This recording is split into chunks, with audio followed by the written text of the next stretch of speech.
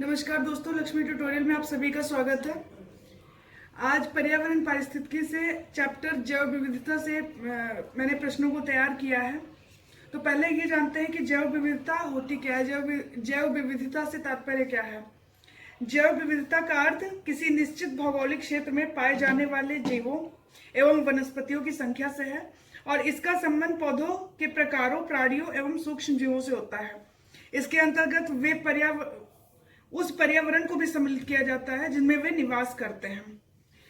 1992 में Rio de Janeiro में अर्थ summit जो हुआ था उसमें एक मानक परिभाषा दी गई थी जैव विविधता की, उसको भी जान लेना चाहिए। वो ऐसी थी कि जैव विविधता समस्त स्रोतों यथा अंतर क्षेत्रीय, स्थलीय, सागरीय एवं अन्य जलीय पारिस्थितिक तंत्रों के जीवों के मध्य अंतर और साथ ही उन सभी पारिस्थितिक समूह जिनके ये भाग हैं में पाई जाने वाली विविधताएं हैं। इसमें एक प्रजाति के अंदर पाई जाने वाली विविधता विभिन्न जातियों के मध्य विविधता तथा पारिस्थितिकीय विविधता सम्मिलित है। ये जो परिभाषा दी गई थी ये 1992 में रियो डी जेनेरो में आयोजित अर्थ समिट में ये परिभाषा, एक मानक परिभाषा अपनाई गई थी और वो ये थी। चलिए अब देखते हैं, प्रश्नों पर नजर डालते हैं। तो पहला प्रश्न है, हमें इसमें देखना है कि ये जैव विविधता शब्द का सर्वप्रथम प्रयोग किसने किया था। तो जैविक विविधता शब्द का प्रयोग सर्वप्रथम किसने किया था। जैविक विविधता E.A. नोर्स, I.E. मैकमेनस, वॉल्टर जी रोजन, अर्नेस्ट हैकेल। तो ये जैविक विविधता शब्द का सर्वप्रथम जो प्रयोग किया था ये 1980 में किसने किया था। I.E. मैकमेनस, E.A. नोर्स, इन दोनों ने, यानी पहला और दूसरा हो जाएगा। E.A. नोर्स और I.E. मैकमेनस द्वारा 1980 में क्या किया गया था, इस जैविक विविधता शब्द का सर्वप्रथम प्रयोग किया गया था। चलिए अगला प्रश्न देखते हैं। जैव विविधता शब्द का प्रयोग, जैव विविधता पहला था जैविक विविधता, अब बोल रहा है कि जैव विविधता शब्द का प्रयोग 1985 में किसके द्वारा किया गया। वॉल्टर जी रोजन, अर्नेस्ट हैकेल, केवल एक, केवल दो या फिर दोनों। तो हमें बताना है कि जैव विविधता शब्द का प्रयोग 1985 में किसने किया था। तो ये किया था वॉल्टर जी रोजन ने। इन्होंने जैव विविधता शब्द का प्रयोग 1985 में किया था, वॉल्टर जी रोजन। चलिए अगला प्रश्न देखते हैं। निम्नलिखित में से सत्य कथन का चयन करिए। हमें सत्य कथन का चयन करना है। जैव विविधता के मापन के अंतर्गत प्रजातियों की संख्या और उनके बीच समता के आंकड़ों को संकलित किया जाता है। ये कह रहा है कि जैव विविधता का जो मापन होता है उसके अंतर्गत क्या किया जाता है, प्रजातियों की संख्या और उनके बीच की जो समता होती है उन आंकड़ों को संकलित किया जाता है। दूसरा है, प्रजातियों की प्रचुरता के अंतर्गत देखा जाता है कि समुदाय या पारितंत्र में प्रजातियों की कुल कितनी संख्या है। और ये कह रहा है कि प्रजातियों की प्रचुरता के अंतर्गत क्या देखते हैं कि वो जो समुदाय है और पारितंत्र है उसमें प्रजातियों में कुल कितनी संख्या है। तीसरा कथन है, समता के अंतर्गत, पहला बताया प्रचुरता के अंतर्गत क्या देखा जाता है, बता रहा है समता के अंतर्गत देखा जाता है कि पारितंत्र में प्रजातियों के मध्य कितनी समता है, इसमें समता को देखा जाता है। चौथा कथन है, यदि समता कम है और भिन्नता अधिक है तो उस क्षेत्र में कुल ही प्रजातियों का प्रभाव अधिक हो सकता है। ये कह रहा है कि यदि समता कम है और भिन्नता अधिक है तो उस क्षेत्र में जो प्रजातियां होंगी तो उनमें कुछ ही प्रजातियों का प्रभाव अधिक होगा। तो ये चारों कथन थे, हमें इसमें से सत्य कथन का चयन करना है और उपरोक्त सभी यानी सभी कथन बिल्कुल सत्य हैं। अगला प्रश्न देखते हैं। निम्नलिखित में से सत्य कथन का चयन करें। चलिए देखते हैं। पहला कथन है, अल्फा विविधता किसी एक निश्चित क्षेत्र के समुदाय या पारितंत्र की जैव विविधता। ये कह रहा है जो अल्फा विविधता होती है वो किसी एक निश्चित क्षेत्र के समुदाय और पारितंत्र की जैव विविधता होती है। एक समुदाय या पारितंत्र में प्रजातियों की कुल संख्या को बताती है और एक समुदाय या पारितंत्र की जो प्रजातियां होती है उनकी कुल संख्या को बताती है। ये अल्फा विविधता उनकी वृद्धि और समृद्धि का भी आकलन करती है। ये पहला कथन है। दूसरा है, किसी पारितंत्र के अंदर एक समुदाय की कुल प्रजातियों की संख्या और प्रजातियों की आनुवंशिकी के आधार पर उनमें पाई जाने वाली समरूपता का भी आकलन करती है। तो यानी जो प्रजातियों का आनुवंशिकी के आधार पर आनुवंशिकी के आधार पर भी, और क्या होता है कि जो समुदाय की कुल प्रजातियों की संख्या होती है, तो उसमें आनुवंशिकी के आधार पर उनमें पाई जाने वाली समरूपता का जो आकलन होता है वो किसके अंतर्गत होता है? अल्फा विविधता के अंतर्गत। और ये क्या करती है? ये जो प्रजातियां होती है उनकी वृद्धि और समृद्धि का भी आकलन करती है। ये प्रजातियों की कुल संख्या को बताती है। ये था अल्फा विविधता से रिलेटेड क्वेश्चन, और इसमें दोनों ही कथन बिल्कुल सही है। अल्फा विविधता वह होती है, इसमें क्या होता है कि जो समुदाय किसी निश्चित क्षेत्र में समुदाय और पारितंत्र, ये समुदाय और किसी निश्चित क्षेत्र के समुदाय या पारितंत्र की जैव विविधता होती है। इसमें एक समुदाय और पारितंत्र की प्रजातियों की कुल संख्या को भी बताती है, उनकी वृद्धि और समृद्धि का भी आकलन होता है। इसमें प्रजातियों की कुल संख्या और प्रजातियों की आनुवंशिकी के आधार पर उनमें पाई जाने वाली समरूपता का भी आकलन किया जाता है। तो ये था अल्फा विविधता, और दोनों ही कथन बिल्कुल सही हैं।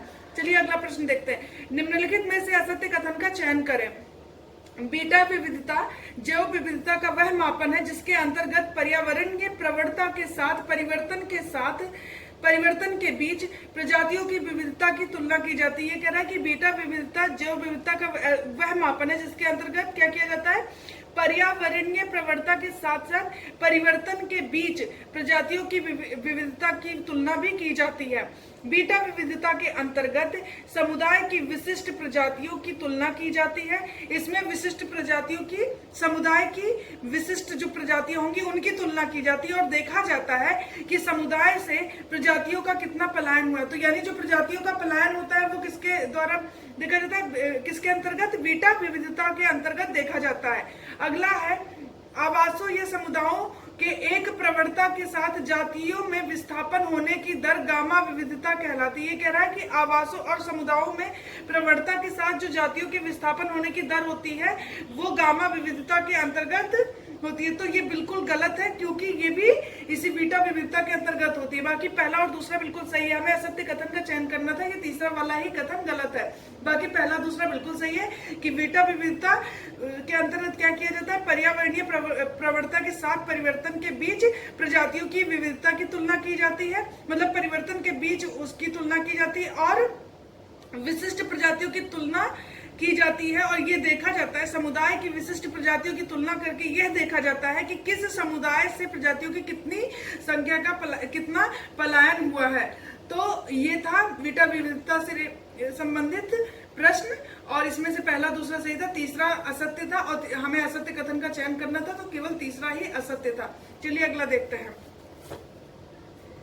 निम्नलिखित में सत्य कथन का चयन करें। पहला है गामा विविधता एक भौगोलिक क्षेत्र या आवासों की प्रजातियों की प्रचुरता को बताती है। कह रहा है जो गामा विविधता होती है वो भौगोलिक क्षेत्र और आवासों की प्रजातियों की प्रचुरता को बताती है। दूसरा कथन है गामा विविधता अल्फा एवं बीटा विविधता अवयवों का गुणनफल है। ये कह रहा है कि अल्फा और बीटा विविधता के अवयवों का गुणनफल है गामा विविधता। तीसरा है इसे प्रथम समुदाय एवं द्वितीय समुदाय की प्रजातियों की कुल आकलित संख्या से दोनों समुदायों में उभयनिष्ठ प्रजातियों को घटाकर व्यक्त किया जाता है। इसे व्यक्त कैसे किया जाता है? प्रथम समुदाय यानी कि S1 और द्वितीय समुदाय यानी कि S2 प्रजाति हो गई, इन दोनों को प्लस करके, और S1 S2 यानी कि प्रथम समुदाय की आकलित और द्वितीय समुदाय की आकलित संख्या यानी रिकॉर्डेड संख्या जो होगी उसको समुदायों के उभयनिष्ठ प्रजातियों की यानी जो कॉमन प्रजातियां होती है उनको घटाकर व्यक्त किया जाता है। यानी S1 प्लस S2 और माइनस C, यानी कि S1 में जो रिकॉर्डेड है, S2 में जो रिकॉर्डेड प्रजातियां उनको प्लस किया जाता है, और माइनस कॉमन प्रजातियों उभयनिष्ठ प्रजातियों को घटाकर इसे व्यक्त किया जाता है। तो ये इसे इस तरीके से व्यक्त किया जाता है। चौथा कथन है इसमें आवासों की विषमता का भिन्नता का पता नहीं चलता। ये कह रहा है कि इसमें आवासों की जो विषमता और भिन्नता होती है उसका पता नहीं चलता है। तो हमें इसमें से क्या करना था, सत्य कथन का चयन। पहला, दूसरा, तीसरा सत्य है, चौथा गलत है। क्यों? क्योंकि इसमें आवासों की विषमता और भिन्नता का पता भी चलता है। ऐसा बिल्कुल नहीं है कि नहीं चलता है, तो ये कथन गलत है। बाकी पहला, दूसरा बिल्कुल, तीसरा बिल्कुल सही है। गामा विविधता अल्फा और बीटा विविधता के अवयवों का गुणनफल होता है। गामा विविधता एक भौगोलिक क्षेत्र और आवासों की प्रजातियों की प्रचुरता को भी बताती है। इसमें प्रथम समुदाय और द्वितीय समुदाय की प्रजातियों की कुल आकलित संख्या में से जो कॉमन प्रजातियां होती है, यानी जो दोनों समुदायों में, और उभयनिष्ठ प्रजातियों को घटाकर व्यक्त किया जाता है। तो इसे व्यक्त करने का ये तरीका होता है। बाकी इसमें आवासों की विषमता और भिन्नता का भी पता चलता है, तो इसीलिए ये तीसरा गलत हो गया। पहला, दूसरा, तीसरा बिल्कुल सही है। चलिए अगला देखते हैं। निम्नलिखित में असत्य कथन का चयन करें। पहला है, प्रायः उच्च अक्षांश से निम्न अक्षांश की ओर तथा पर्वतीय क्षेत्रों में ऊपर से नीचे की ओर आने पर प्रजातियों की संख्या में अंतर जैव विविधता की प्रवणता कहलाती है। कह रहा है कि प्रायः क्या होता है कि उच्च अक्षांश यानी कि ध्रुवों से जब हम भूमध्य की ओर आते हैं और पर्वतीय क्षेत्रों में भी जब ऊपर से नीचे की ओर आते हैं, तो जो प्रजातियों की संख्या में अंतर होता है वही क्या कहलाता है, जैव विविधता की प्रवणता कहलाता है। अगला है, उच्च अक्षांश से निम्न अक्षांश यानी कि ध्रुवों से भूमध्य की ओर परिस्थितियां अनुकूल होने के कारण जैव विविधता में वृद्धि होती है। ये कह रहा है कि परिस्थितियां अनुकूल होती हैं उच्च अक्षांश से ध्रुवों से भूमध्य की ओर आने पर, इसीलिए जैव विविधता में वृद्धि होती है, यही कारण होता है। तीसरा है, टुंड्रा एवं टैगा जलवायु क्षेत्रों में परिस्थितियां अत्यंत अनुकूल होती है जहां वर्ष भर तापमान निम्न बना रहता है। टुंड्रा और टैगा जलवायु क्षेत्रों में परिस्थितियां अनुकूल नहीं जबकि प्रतिकूल होती हैं, और यहाँ पे वर्ष भर तापमान निम्न रहता है, ये बिल्कुल ठीक है, लेकिन परिस्थितियां अत्यंत प्रतिकूल होती हैं, ये तीसरा वाला गलत है। चौथा देखते हैं, टुंड्रा एवं टैगा प्रदेशों में पौधों एवं अन्य जीवों का वृद्धि काल अत्यंत कम होता है, ये भी बिल्कुल ठीक है। हमें बताना था इसमें से असत्य, और ये तीसरा ही असत्य है, क्योंकि ये कह रहा है टुंड्रा और टैगा जलवायु प्रदेशों में परिस्थितियां अत्यंत अनुकूल होती है, अत्यंत अनुकूल नहीं होती है, अत्यंत प्रतिकूल होती है, और यहाँ पर वर्ष भर तापमान निम्न रहता है। टुंड्रा एवं टैगा प्रदेशों में पौधों और अन्य जीवों का जो वृद्धि काल होता है वो अत्यंत ही कम होता है। तो चलिए अगला प्रश्न देखते हैं।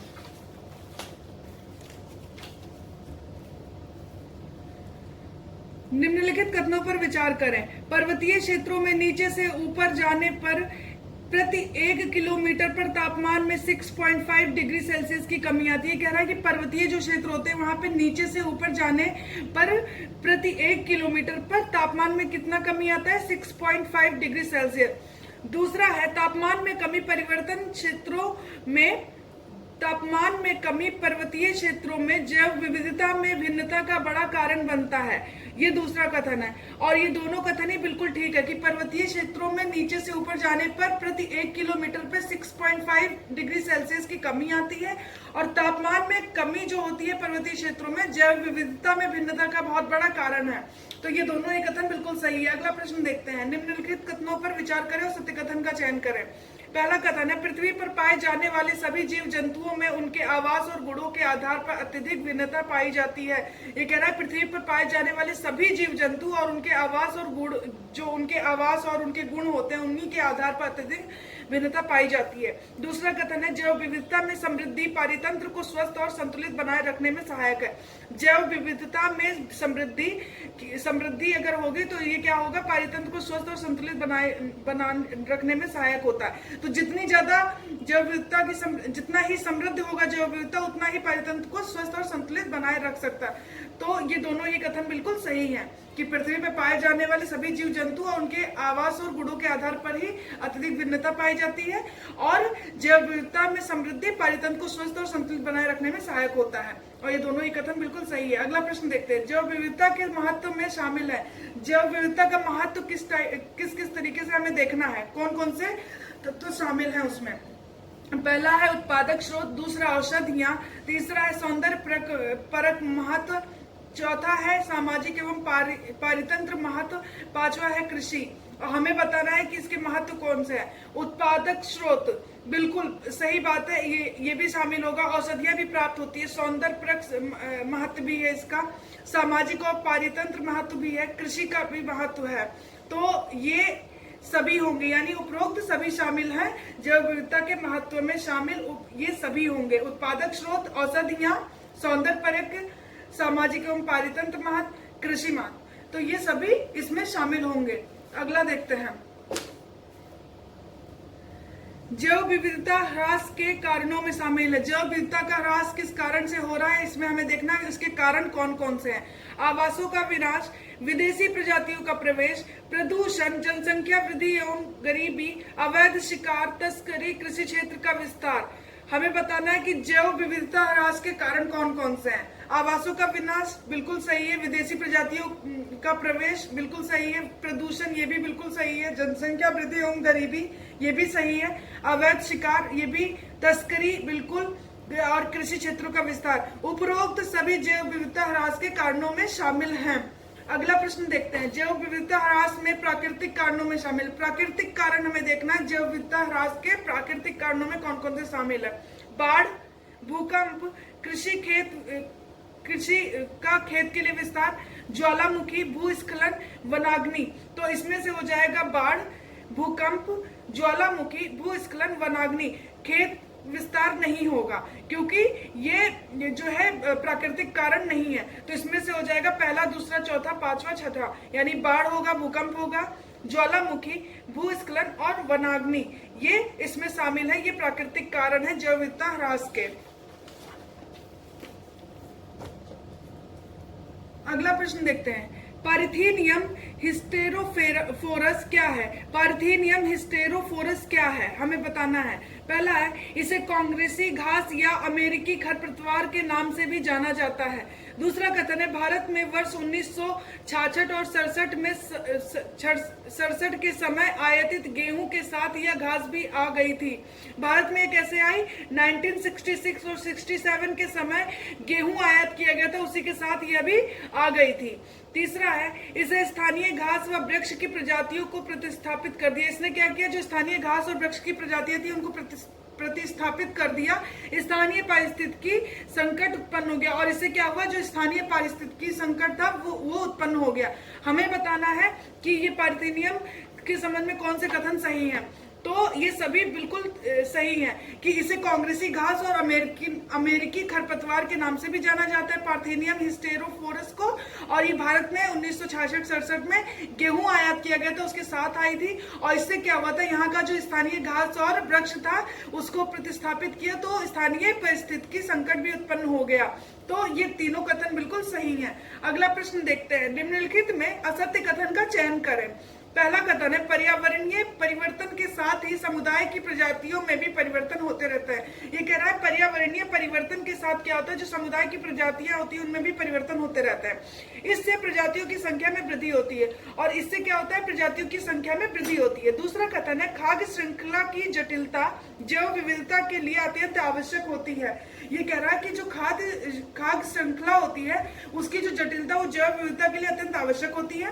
खाद्य श्रृंखला के माध्यम से ही जीव जंतुओं, वनस्पतियों और अन्य सूक्ष्म जीवों का जीवन संभव हो पाता है। और ये जो खाद्य श्रृंखला के माध्यम से क्या होता है, जो जीव जंतु, वनस्पति और अन्य सूक्ष्म जीव होते हैं उनका जीवन संभव हो पाता है। हमें इसमें से असत्य कथन का चयन करना था, कोई भी असत्य नहीं है, ना तो पहला ना ही दूसरा। क्यों, क्योंकि पर्यावरणीय परिवर्तन के साथ साथ क्या होता है, समुदाय की प्रजातियों में भी परिवर्तन होते रहते हैं, और इससे प्रजातियों की संख्या में वृद्धि होती है। खाद्य श्रृंखला की जितनी ज्यादा जटिल होगी वो उतना ही सही होगा जैव विविधता के लिए, और ये बहुत ही अत्यंत आवश्यक है। खाद्य श्रृंखला के माध्यम से ही जीव जंतु और वनस्पति और अन्य सूक्ष्म जीवों का जीवन संभव हो पाता है। चलिए अगला प्रश्न देखते हैं। पहला कथन है, एक जाति या इसकी एक समष्टि में कुल आनुवांशिकी विविधता जीन पूल कहलाती है। कह रहा है एक जाति या इसकी एक पूरी समष्टि में कुल आनुवांशिक विविधता जीन पूल कहलाती है। दूसरा कथन है, पेड़ पौधों और जीव जंतुओं के जीन की संख्या का अनुमान जीनोम विश्लेषण द्वारा किया जाता है। ये कह रहा है पेड़ पौधे, जीव जंतुओं के जीन की संख्या का जो अनुमान होता है वो जीनोम विश्लेषण द्वारा किया जाता है, और ये दोनों ही कथन बिल्कुल सही हैं। अगला देखते हैं, जैव विविधता निम्नलिखित में किन माध्यमों द्वारा मानव अस्तित्व का आधार नहीं बनी है। जैव विविधता निम्नलिखित में किन माध्यमों द्वारा मानव अस्तित्व का आधार नहीं बनी है। मृदा निर्माण, मृदा अपरदन की रोकथाम, अपशिष्ट का पुनःचक्रण, आवासों का विनाश।